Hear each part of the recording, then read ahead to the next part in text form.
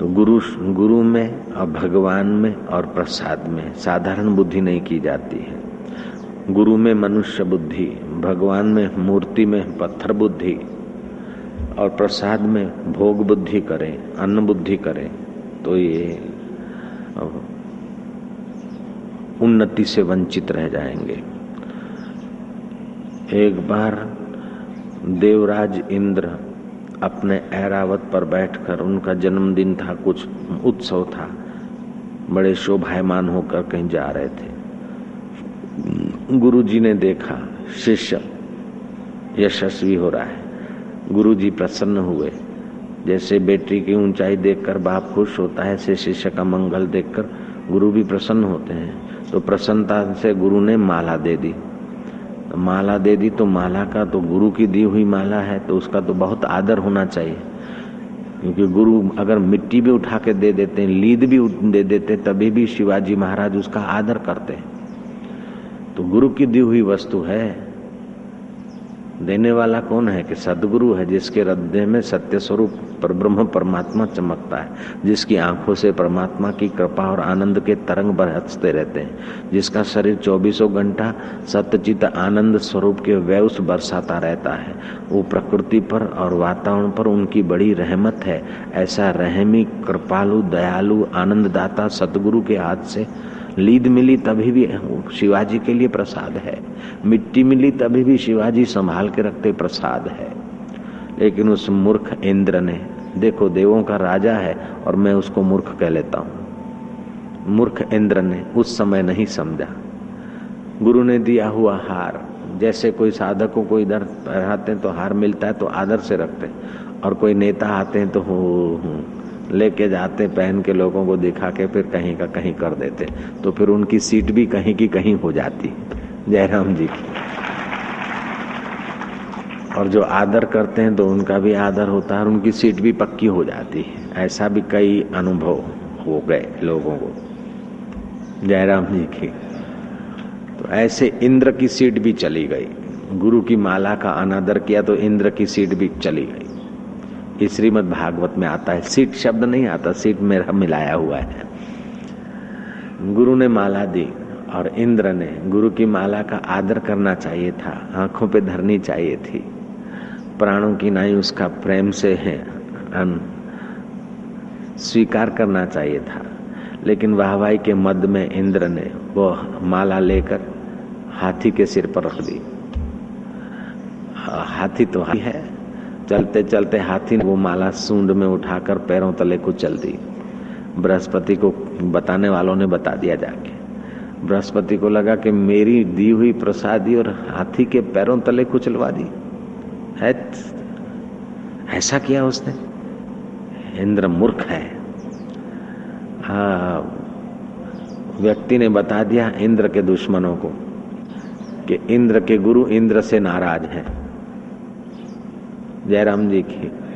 इंद्र के गुरु इंद्र पर राजी नहीं है। शत्रुओं को तो मौका मिल गया कि जिसका गुरु रूठा है वो चाहे इंद्र हो, इंद्र का और कोई हो, जिसका गुरु जिस पर राजी नहीं है उस आदमी का तो हौसला धीरे धीरे नहीं एकदम नष्ट हो जाता है। गुरु नाराज है तो उस आदमी के पुण्य भी नष्ट हो जाते हैं। गुरु नाराज है तो उसका यश भी नष्ट करने में आसानी होगी, और गुरु नाराज है तो उसका राज्य भी छीनने में हमें कोई तकलीफ नहीं होगी। तो दैत्यों ने धावा बोल दिया। जो दबे हुए छुपे छुपे फिरते थे उन दैत्यों ने भी हिम्मत करके इंद्र पर धावा बोल दिया, और इंद्र बुरी तरह परास्त हुए। देवता भागे हैं अमरापुरी छोड़कर, और इंद्र भी रंक जैसा भागता फिरा। बड़े बुरे हाल हुए। बुरे हाल होने के पहले इंद्र ने अपनी गलती संवारने की कोशिश की, लेकिन ऊपर ऊपर से पता चला कि शत्रुओं को पता चल गया है कि गुरु नाराज है, जाऊं मैं गुरु को राजी करके आऊं। तो शत्रुओं को पता चला है मेरे पर मुसीबत ना आ जाए, इसलिए गुरु को राजी कर लूं। गुरु भक्ति से गुरु को राजी नहीं करने गया। जैसे हनुमान जी प्रभु भक्ति से प्रभु को राजी करते हैं, दिखावे के लिए नहीं। तो इंद्र गुरु को राजी करने के लिए गया। तो इंद्र आ रहा है ऐसा गुरु के अंतःकरण में ख्याल आया, तो गुरु जी अपने पिछले कमरे के दरवाजे से कहीं निकल गए। और पत्नी को कह दिया कि इंद्र आए तो बोल देना गुरुजी नहीं, मुलाकात नहीं कराना। इंद्र आया, गुरुजी से मिलना है, बोले गुरुजी अभी नहीं है, हम नहीं मिलेंगे। तो इंद्र वापस आए। अब मुसीबत में है और गुरुजी नाराज है और नहीं मिलते हैं तो मुसीबत पक्की हो गई एकदम। शत्रुओं को और हिम्मत मिल गई और शत्रुओं ने धावा बोल दिया तो बुरी तरह इंद्र भटकता रहा। कहाँ गया वो ऐरावत और कहाँ गया राजाधिराज महाराज। जब पुण्य होते और गुरु की कृपा होती तो आदमी यशस्वी होता है, पूजा होता है, और वही अब पुण्य के प्रभाव से, गुरु कृपा के प्रभाव से इतना यशस्वी तेजस्वी हुआ और उसको भूलकर फिर अहंकार में आ गया तो कृपा वापस। तो फिर वही हाल थे, पुनः मुसको भवा, जैसे थे वैसे भटकने लगे। भटकते भटकते भगवान नारायण के पास आए, अनुनय विनय किया। नारायण ने कहा तू तो गुरु का ठुकराया हुआ, मैं क्या कर सकता हूँ। कबीरा वे नर अंध हैं, गुरु को कहते और हरि को कहते और। गुरु रूठे हरि रूठे, गुरु ठौर है, गुरु रूठे नहीं ठौर। तो जैसे गंगा में स्नान करते समय और तीर्थों का स्मरण नहीं करना चाहिए, गंगे माता की जय बोलना चाहिए, ऐसे गुरुद्वार पे और गुरु मंत्र लिया है तो हूँ नासिक में हूँ वडो संत है, फलाणे अंदर हूँ वडो संत है, फलाणु वडो है, फलाणु महापुरुष है। तो ये शिष्य की भक्ति में व्यभिचार मालूम होता है।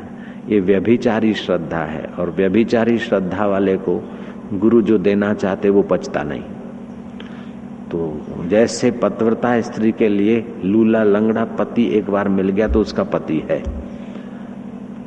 पार्वती को ऋषियों ने कहा ध्यान संबुदन सब, पार्वतियों को सप्त ऋषियों ने कहा कि बभूत लगाते हैं, सांप गले में है, मुंडों की माला पहनते, तेरे को तो नजदीक जाने में भी बदबू आएगी, खोपड़ियां पहनते, उसको तू पति मानने के लिए तप कर रही है।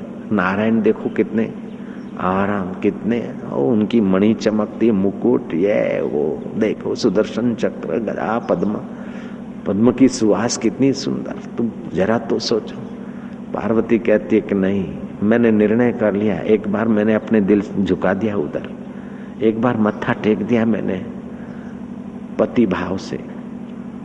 अब आप सप्तऋषि में आपका अनादर तो नहीं करती, लेकिन ये बात आपकी मैं कभी नहीं मान सकती। कोटि जन्म लगी रगर हमारी, वरूं तो शंभु न तो रहूं कुमारी। करोड़ों जन्म तक मैं मेहनत करूंगी लेकिन वरूंगी तो शिव जी को। ऐसे ही पतिव्रता स्त्री एक बार सिर झुका दे जिस पति को, उसी से उसका भला है। ऐसे शिष्य का उसी से भला है कि एक बार जिस गुरु का हो गया, सतगुरु का हो गया। कानफू के गुरु होते हैं, कुल परंपरा के गुरु होते हैं, वो सब ठीक है, लेकिन सत्य स्वरूप ईश्वर का साक्षात्कार किया हुआ ब्रह्मज्ञानी गुरु जब सतगुरु रूप में मिलता है तो फिर वो सतगुरु को सतशिष्य को सतशिष्य बनकर लगे रहना चाहिए। ऐसा नहीं कि सतगुरु का तो शिष्य हुआ, हू वडो संता, हू वडो संता, वञा पाण खे खपाए पियो, तपाए पियो, पाणीअ में पियो मच्छिन खां पंहिंजो पाण पटाए, हुनखे अञा ख़बर ई कान्हे ब्रह्म ज्ञान छा थींदो आहे। हू अञा ॿार आहे, तूं महाॿार आहीं जो तोखे ॿीट ई कान थी पए सतगुरु छा थींदो आहे, तपस्वी छा थींदो आहे। शरीर कटाए होमी देवे तदपि मन का मैल न जाए। शरीर को टुकड़े टुकड़े करके हवन कर दे तभी भी ब्रह्म ज्ञान के सिवाय, आत्म साक्षात्कार के सिवाय मन का मैल नहीं जाता है। और सतगुरु की कृपा के बिना उल्टा होकर टंग जाए तभी भी अज्ञान नहीं मिटता है। पैसा कमाना एक बात है, प्रसिद्ध हो जाना दान वान करके ये दूसरी बात है, लेकिन सतगुरु को पहचानने के लिए बड़ी ऊंची खोपड़ी चाहिए और ऊंचा पुण्य चाहिए। नारायण नारायण नारायण नारायण।